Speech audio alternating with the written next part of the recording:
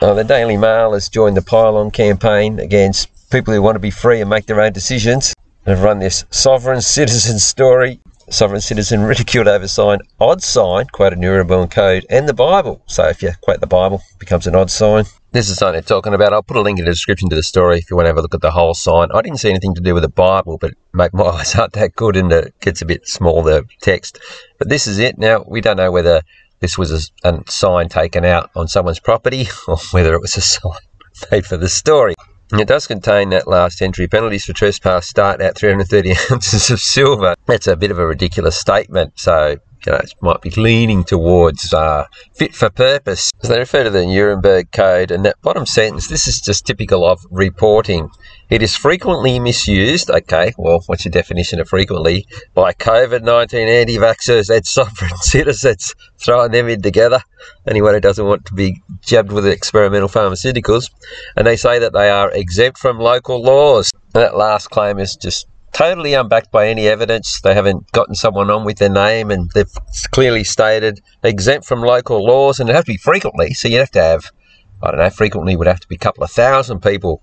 This is a Daily Mail, Australian version, so they probably have a little bit more leeway, not as tied to any kind of codes. But that doesn't stop 9 and 7 and the newspapers from making these kind of statements anyway, unfounded. I went to the trouble of writing quite a substantial comment.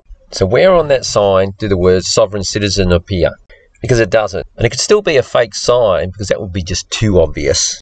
The trespass signs are common. The only departures from the norm, the red end sign, quoting international law and 330 ounces of silver penalty, which is not enforceable by government and will be difficult to justify in damages in a civil court claim, therefore it should not be taken seriously.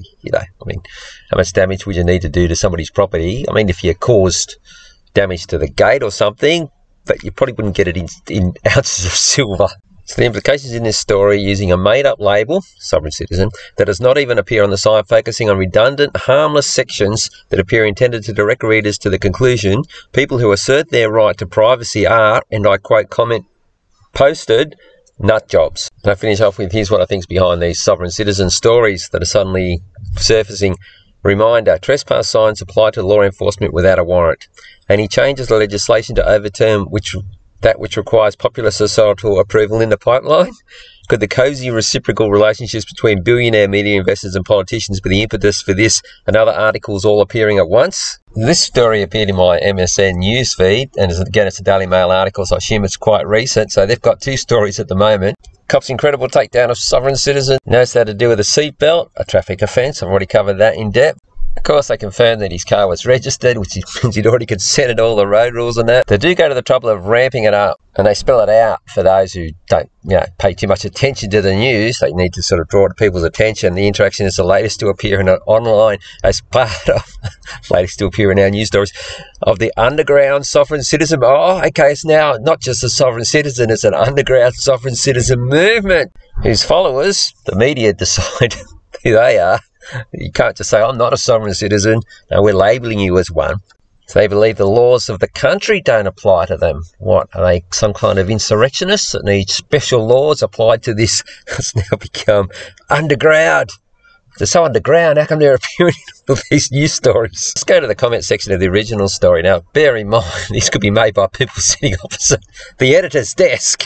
But not all of them would be. So first one is coming out of this flog, fine, 330 ounces to use the road. So this person, if it's not one of the editor's colleagues, they've been taken in by that suggestive comment with totally unfounded. They don't believe the laws apply to them. He's bought it hook, line and sinker, so it has an effect. Right, DD's been a bit lazy, just gone imbecile. Got 3 likes though. Now the captain just talks about the practicality of such a sign, and look, he's got 2 dislikes. Flower Power from Perth, she's been taken in by their suggestive statements, and right at the end there says they don't believe in our laws. I respond, trespass is an offence enforceable by police, particularly businesses. If they call the police and say this person's trespassing, they'll remove them. So I'm going to say the sign confirms the occupier of the property is aware of and believes in law. And I point out that they state the opposite. And I finish off with, can you see how the words in this article have caused you to think the opposite of what is observably true? Not sure if Flower Power will revisit this article and see if there's been a response to the comment, but anyway, I put it out there. Like Mega Mouse comment referring to the motorcycle gang. I know, Teddy from Melbourne, he nails it. Just pause it and read that comment. Then Mega Mark, he's a bit over the shop here. He's going to give it a down button, but then he thought, actually correct. But then he says it's misguided. He's just got to sort things out in his own mind. Now, Claire makes the accurate observation that if these people were claiming to be sovereign citizens, they would look like total idiots. Of course, she doesn't realise that it's a made-up term. But she's halfway there. That's pretty much it for this one. Now, I'll put a link to the description to this article. So if you want to go to the comments section, and if you think it's worthy, just give mine the thumbs up. So that way it'll be best rated when people go searching for it. I was also told with the idea of reposting the comment and getting you to go worst rated as well. So I'll either be the newest, the best, or the worst. But actually, I probably won't go to that trouble. I'll just leave it as the best rated. All right. You might even, like I said, it's your choice. You might think it's a shit comment. I'm always about people making their own decisions. All right, that is it for this one.